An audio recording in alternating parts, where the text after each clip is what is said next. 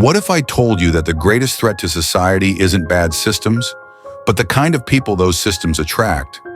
That power doesn't just corrupt, it magnetizes the corruptible. And this isn't just a modern problem. Over 2,000 years ago, Plato saw it coming. He warned us, and we didn't listen. A man with no military background becomes commander-in-chief. A billionaire with a history of exploitation is handed the keys to a nation's economy. A populist with no regard for truth becomes the voice of the people. We often ask, how did these people rise to power? But maybe we're asking the wrong question. Plato would ask, why does power attract them in the first place? And his answer is more unsettling than we'd like to admit. In his famous work, The Republic, Plato posed a radical idea. The people most eager to rule are the ones least fit to do so. Why? Because those who crave power are often driven by ego, ambition, or insecurity, not by wisdom or virtue. And here's the chilling part.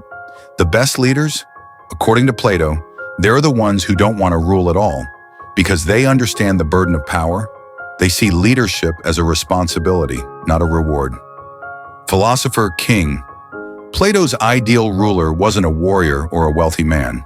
It was the philosopher king, someone who seeks truth, not applause, someone who is reluctant to lead, but leads out of duty. But let's be honest. In our world, how often do philosopher kings rise to power? Rarely, because modern political systems reward confidence over competence. They elevate charisma over character. And the result? The very structures we build to protect us end up empowering the very people we should fear. This isn't just ancient philosophy. Modern psychology agrees.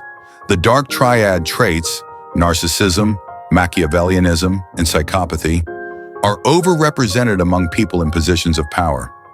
Why? Because systems of power tend to reward traits like manipulation, deception, and self-interest. But it gets worse. A 2010 study found that people in power show less empathy, more impulsiveness, and increased moral hypocrisy. Not because they were born that way, but because power changes the brain.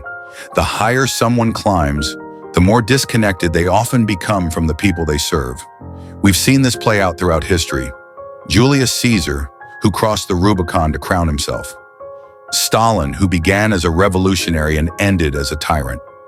Corporate leaders who trade ethics for profits. Tech moguls who promise utopia but create surveillance empires.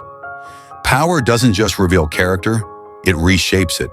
And unless systems are designed to resist that distortion, they will always bend toward tyranny. But Plato didn't just blame the rulers, he blamed us, the people, because we often mistake confidence for competence. We cheer loud voices over thoughtful ones. We confuse populism with principle. And when we elevate the wrong people, we pay the price.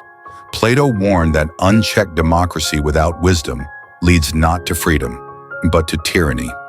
That when everyone has a voice but few seek the truth, the demagogue, the master of manipulation, rises. So what do? Plato didn't give us easy answers. He gave us better questions, like, what kind of person should lead? What systems protect virtue and punish vice? How do we reward wisdom instead of performance? We don't just need new leaders.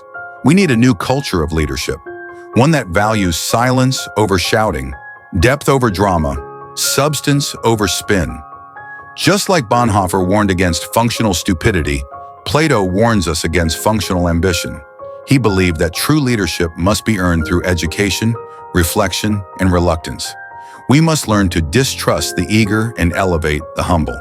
That means questioning leaders who want power too badly, supporting systems that limit authority rather than centralize it, and most of all, building a culture where power is seen as a responsibility, not a trophy. So here's the uncomfortable truth.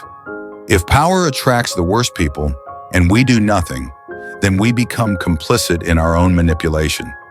But if we choose to elevate thinkers over performers, servants over celebrities, truth over spectacle, then maybe, just maybe, we can build something closer to Plato's dream. The question isn't just who has power. The real question is, why do we keep giving it to the wrong people? If this made you think differently about leadership, share it with someone who believes in wisdom over noise. And let me ask you, who do you trust with power and why? Let's talk in the comments.